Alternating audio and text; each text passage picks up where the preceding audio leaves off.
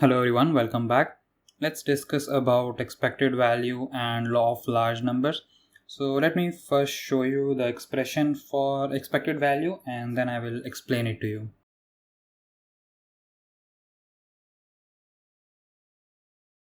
Actually, this should be capital X.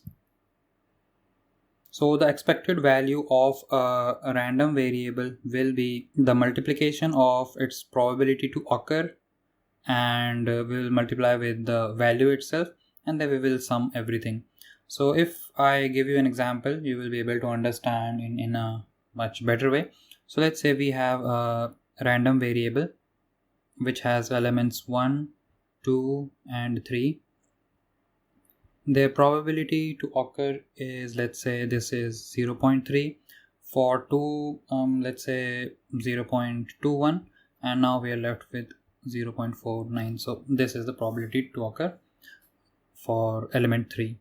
Now to calculate the expected value, you will do something like this: 0.3 multiplied by 1 plus 0.21 multiplied by 2 plus 0.49 multiplied by 3, and if we solve this expression it will be 2.19. so this is our expected value.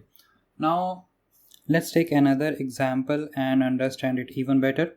So let's say there is a company which makes laptop and they make profit of $50 per laptop and they make loss of $400 per laptop if a laptop goes defective, and the chances of a laptop being defective is 4%. So from this we can derive that the chances of laptop being not a defective piece is going to be 96%.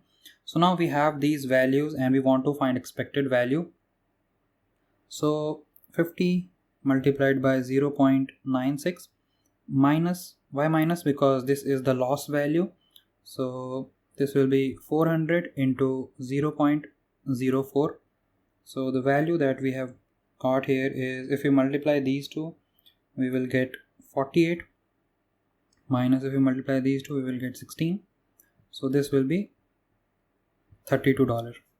So the company will make profit of $32 per laptop. So this is how we can calculate expected value. And now let's try to understand law of large numbers. So law of large numbers states that if we repeat any event n number of times, and n being very large, usually tends to infinity, the expected value that we will get will be very close to theoretical expected value. So let's try to understand it with an example. So we know that the expected value in a coin toss will be 0.5 for head and tail, but let's say we tossed our coin 10 times and out of which we have got heads twice and we got tails 8 times. So here the expected value or the probability of heads will be 0.2. Now we tossed it 100 times and we saw head coming 40 times and 60 times it was tails. Now our expected value or the probability of head will be 0.4.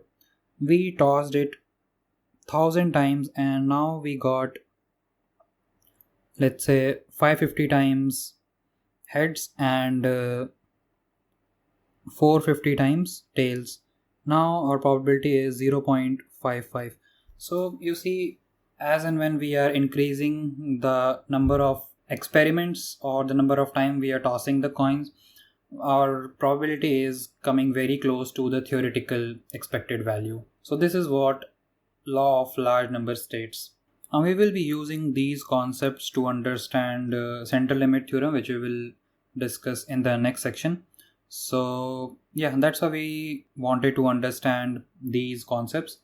So I hope these concepts are much more clear to you now. So hope to see you in the next one. Happy learning.